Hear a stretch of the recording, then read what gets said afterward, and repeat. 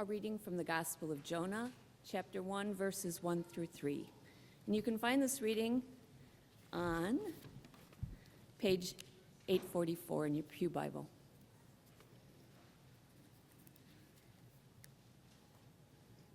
Now the word of the Lord came to Jonah, son of Amittai, saying, "Go at once to Nineveh, that great city, and cry out against it, for their wickedness has come up before me."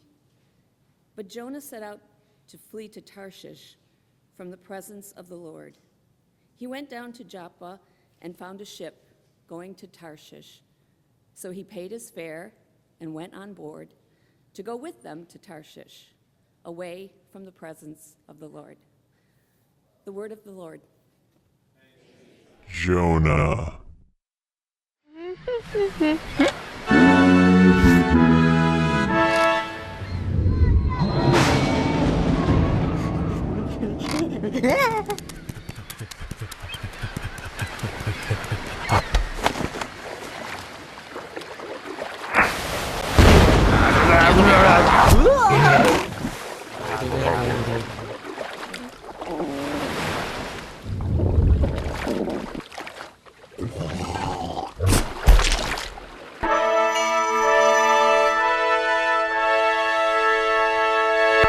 Story of Jonah in 26 seconds.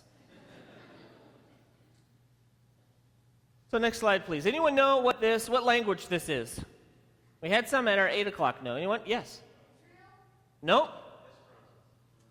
German. That's right. It is German. Anyone have? We'll go. Next slide, please. How about this one? Language. What language is this? Huh?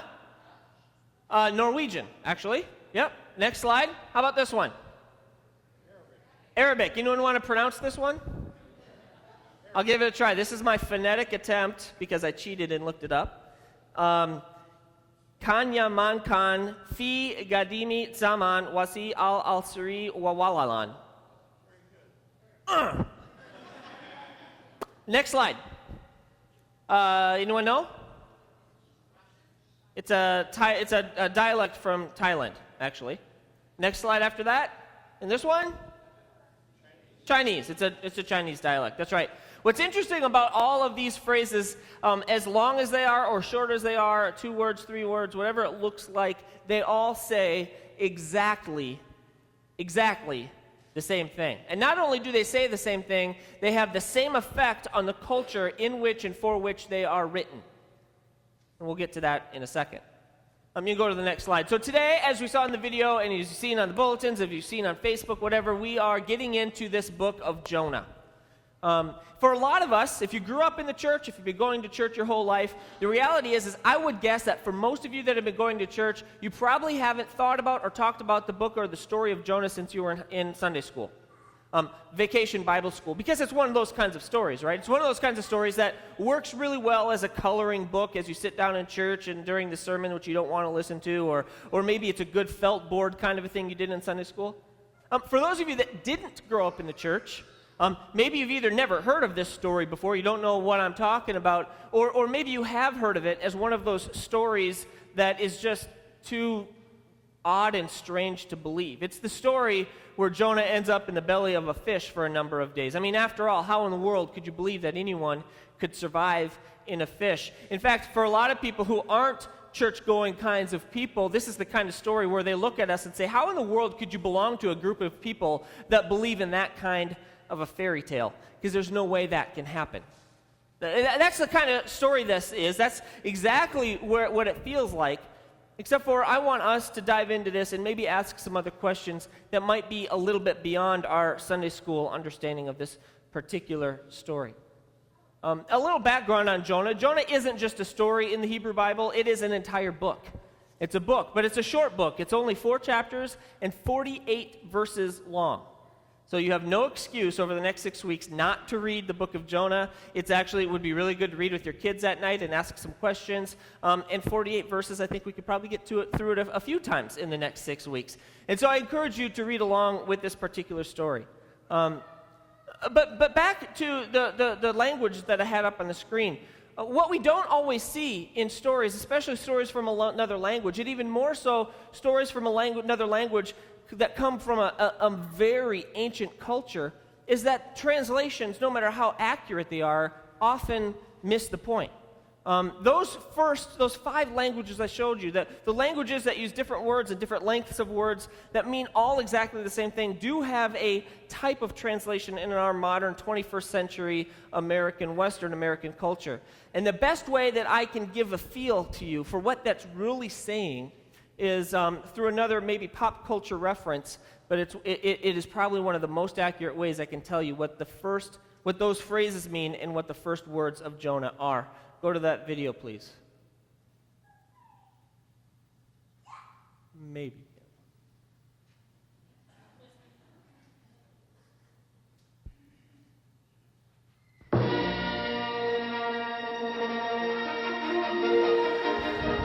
Right?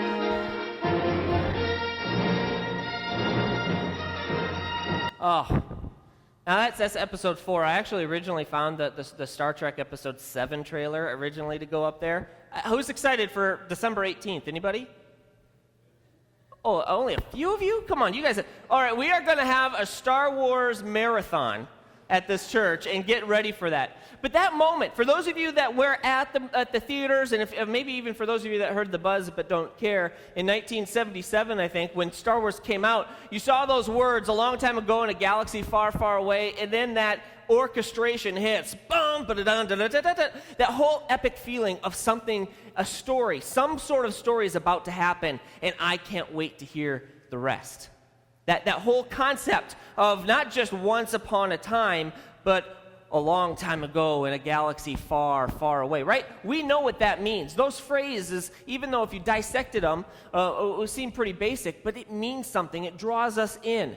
And what we don't see in the English in the book of Jonah is the word that's being used that has exactly the same effect. Next slide, please. The very first word of the book of Jonah is this one. Bob, you want to say this one for us? Okay. Next slide, please. It's vehi. Everyone say vehi. All right, and this basically is the equivalent, the modern day equivalent of once upon a time or a long time ago in a galaxy far, far away. When you saw this word or you heard it as an audience in Hebrew, you knew you were in for one of those stories. One of those stories that is epic, one of those stories that is larger in life, one of those stories that might talk about things that you've never heard of or almost unbelievable. But when you heard this, you were on the edge of your seat waiting for that story, just like the beginning of Star Wars or something like that. Next slide, please. In fact, this is not the only book of the Hebrew Bible, of the Old Testament, that this word shows up as the very first word of the book. It's in Jonah. What's not up there is the book of Joshua. It's in Joshua. It's in Judges. It's the first word of 2 Samuel. It's the first word of Ruth. It's the first word of Esther. And it's the first word of all kinds of stories in Hebrew. And a literal translation is next slide, is this. Next slide. And it came to pass. But it really has more of a feel of a long time ago in a galaxy. It has a better feel to say once upon a time. It's almost as if you can feel that orchestration kick in and go. And so, in the very first word and original hearer of this particular story would have been ready for one of those larger-than-life stories. For a lot of us, we just hear that translation, which actually is kind of boring. You can go to the next slide, please. I think I have them up there. Yeah, in the NIV, it says, "The word of the Lord came to Jonah." That's not actually exactly what it says. And it came to pass, a story of Jonah and the Lord, right? And it kind of goes on, and it came to pass once upon a time. Or the NRSV says, "Now the word of the Lord came to Jonah." But the message, if you ever read different translations, the message is a paraphrase. It's not a direct and literal translation. Its attempt is to get at the meaning behind the words, not just a literal translation, because often you miss it. Kind of like, early bird gets the worm. If you said that to another culture, you wouldn't really get the meaning. So what's the meaning of it? Next slide, the message says, one day long ago, once upon a time, long ago in a galaxy far, far, whatever it happens to be, it starts to lead us into the story. And so the very first verse is simply that. It's getting the audience on the edge of its seat. The word of the Lord came to Jonah, son of Amittai, a long time ago. This is a story about a man named Jonah, a Jew, a Hebrew.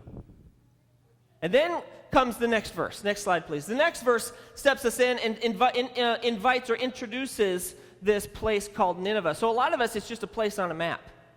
So not only does the beginning of Jonah get us on the edge of our seats, but it also introduces major characters. And sometimes a city is a character.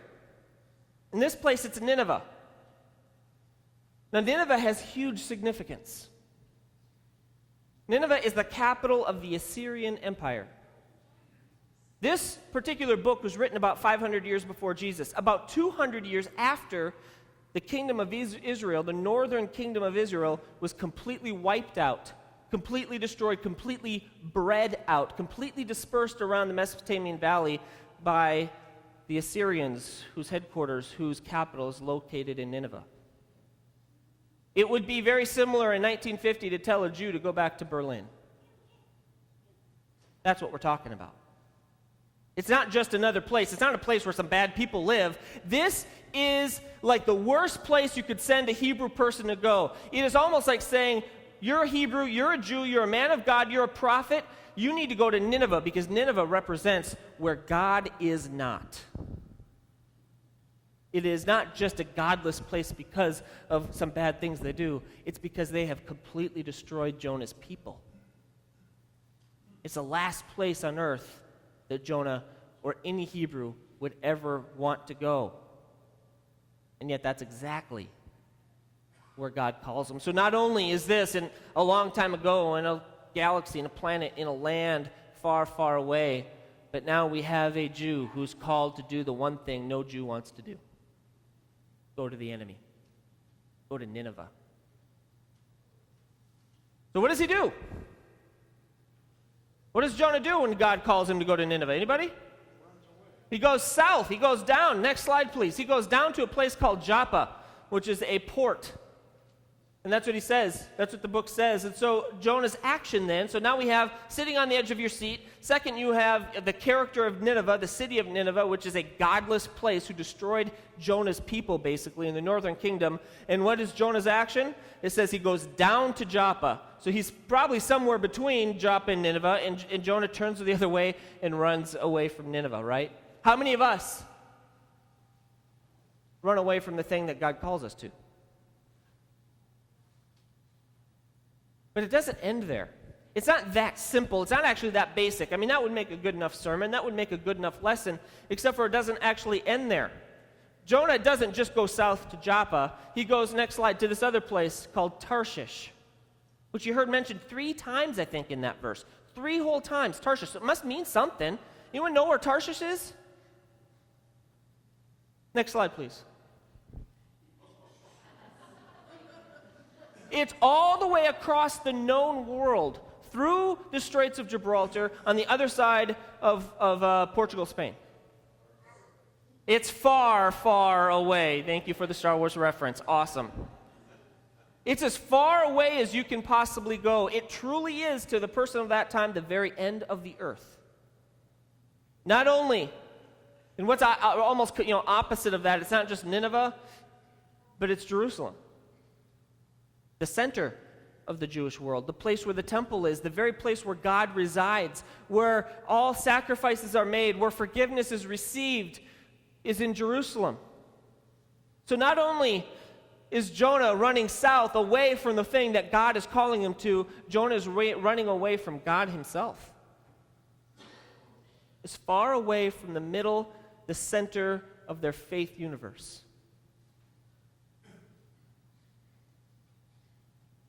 So what's interesting to me about this particular story is that it's not just a story, right? I mean, we can sit here and debate, and we do, and we debate among people of faith and people who are not of our faith. We sit here and debate about the factual nature of stories like this. That's great. That's fine. It's worth the conversation, and sometimes it's a lot of fun. But this is one of those stories that doesn't find its weight in its meaning through the facts of the story. It finds its weight in its meaning from the truth of the story, which is not the same thing.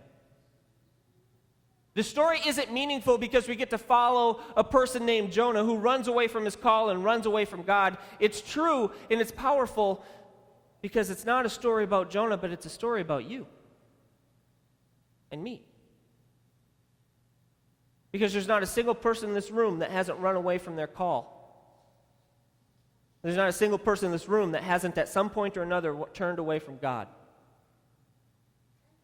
In 3 verses, we have been drawn into an epic story. We have been introduced to characters who are godless, and we have every single one of us, people of faith and people not of faith, everybody is drawn into the story, not because it's a story that happened, but it's a story that happens among each and every one of us. What call are each of us running away from? What is God asking of us that we turn the other way anyway? How many of us have run away from God in our lives at one point or another? Maybe it's right now. I don't know. Maybe it was when you were younger. Maybe you haven't yet, and you might. This is a story not about Jonah, but about us. I wanted to completely end the sermon on this next slide and say, what is your Tarshish, right? What is the thing that you're running towards? What is the thing that you're running towards? But maybe more importantly, the question is, what are you running from? What is it we're not doing? What does God call us to that we find excuses not to do? We are called, people who are forgiven through the life, death, and resurrection of Jesus. We are called to usher in heaven on earth. We are called to make a difference. We are called to show people love and grace and mercy, to clothe the cold, to feed the hungry. We are called to do all sorts of things in different ways, with different skills and different resources. Whatever it is, we are all called as people of Christ, as people of God, as disciples of Jesus. We are called to something. In the first 3 verses of this ancient story, we are forced to ask those questions of ourselves. As uncomfortable as it is, we are forced to ask that one question, what are we called to do? And we are forced to see the reality that all of us want to run from it. Every single one of us. So what is it? What's God calling you to do? What's your Nineveh? What is it you're running away from? What is it you're running towards? I can't answer that for you. It'd be an easy thing for me to do as a pastor, and I could really guilt you into doing something, right? But that's not the point of this book. It's not the point of the sermon, and it's not the point of our faith. Something only you can struggle with. But the story that's about us tells us very, very clearly that each of us are called. Each of us are called. What's your call? How is Jesus asking you to make a difference? Let us pray. Creator God, we come before you as a people on a journey of life, a journey of faith, a journey of relationships. We ask that you continue to speak to us through the stories of your people. To not just lift up who Jonah is and what Jonah did, but through that story, help us see more who we are created to be and what you call us to do. We know that we turn from you. We know that our will is in bondage. We know that we need Jesus to help us experience grace. We ask that you give us the insight and the courage to live out that call, the call of showing and living your gospel to your people in this world, to all people in this world. Give us the courage to actually do it,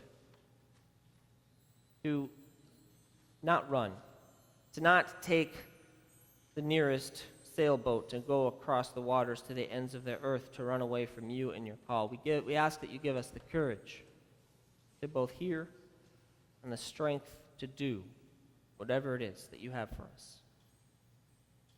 Help us experience not the facts, but the truth of who you are. In your name we pray. Amen.